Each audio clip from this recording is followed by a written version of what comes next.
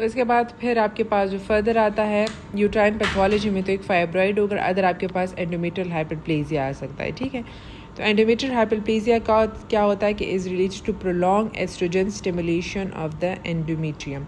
Endometrial hyperplasia की भी आपके पास मुख्तलिफ रिस्क फैक्टर्स हैं। ठीक है, रिस्क फैक्टर्स आपके पास जो एंडोमेट्रियल हाइपरप्लेजिया के वो आपके पास क्या हो सकते हैं, नलीपेरिटी हो सकती है, early menarche, obesity, late menopause, tamoxifen, oestrogen, ठीक है, और ओवेरियन कैंसर और हाइपरटेंशन एंड डायबिटीज़, ये आपके एंडोमेट्रियल हाइपरप्लेजिया के रिस्क फैक्टर्स है। ठीक है, और ये risk factors endometrial hyperplasia cause करते हैं। ठीक है, और इससे चेंज हो सकता है एंडोमेट्रियल CA पे। ठीक है, तो अगर आप सस्पेक्ट करते हैं तो आपने ये रिस्क फैक्टर्स पेशेंट्स में देखने हैं कि वेदर ओबेसिटी में ऑब्वियसली क्योंकि एडिपोज टिश्यू होते हैं, एक्सेस एस्ट्रोजन रिलीज़ होता है तो वो यूट्रस को इफ़ेक्ट करता है। लेट मेनोपॉज, टेमोक्सिफेन और एस्ट्रोजन, ये एस्ट्रोजन अगर आप एक्सटर्नली देते हैं तो ऑब्वियसली वो फिर यूट्रस की लाइनिंग को इफ़ेक्ट करते हैं। ठीक है, इसका 3 टाइप्स है, simple hyperplasia, complex hyperplasia, atypical hyperplasia. ठीक है, तो एटिपिकल आपके पास हाईएस्ट चांस है कि ये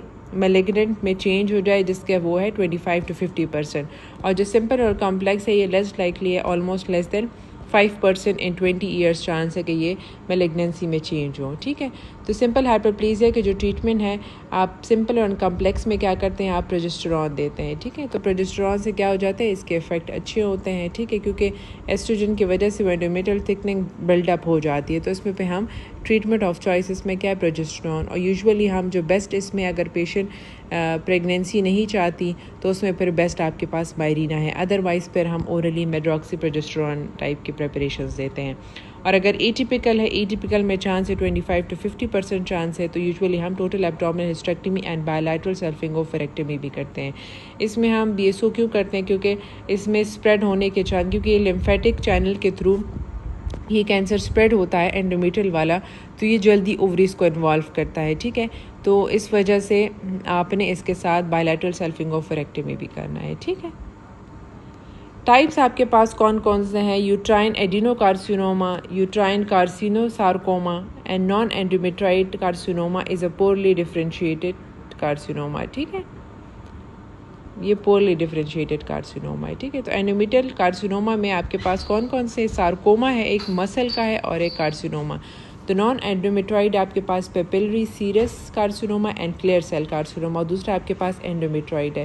तो एंडोमेट्रॉइड की आपके पास प्रोग्नोसिस अच्छी होती है, और जो नॉन एंडोमेट्रॉइड है इसकी पुअर प्रोग्नोसिस होती है, क्योंकि ये बहुत जल्दी से स्प्रेड होता है। ठीक है, सार्कोमा में आपके पास कार्सिनोसार्कोमा है, एडिनोसार्कोमा है और स्ट्रोमल ट्यूमर्स। अच्छा, आपके पास ये नॉन एंडोमेट्रॉइड का कि ये पोरली डिफरेंशिएटेड सार्को कार्सिनोमा है। ठीक है, रिजेंबल्स सीरस ओवेरियन कार्सिनोमा, क्योंकि इसमें भी आपके पास क्लियर और पेपिलरी सीरस क्लियर कार्सिनोमा होता है, तो इसमें ये रिजेंबलेंस करता है ओवेरियन, और इसकी बहुत पोअर प्रोग्नोसिस है।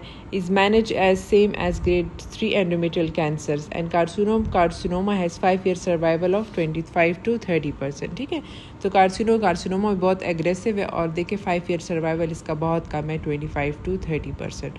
तो यूजुअली आपसे इनके में रिस्क फैक्टर्स के बारे में पूछ सकते हैं कि दोनों में आपने सर्वाइकल और इन दोनों के रिस्क फैक्टर्स में डिफरेंशिएट दोनों को आप आने चाहिए। ठीक है, और दूसरा ये है कि आपके पास ज़्यादातर एंडोमेट्रियल हाइपरप्लेजिया के बारे में पूछ सकते हैं कि कौन से में आपने प्रोजेस्टेरॉन देना है और कौन से में BSO करना है, और एंडोमेट्रियम में कौन सा एग्रेसिव है, कौन सा नॉन एग्रेसिव है।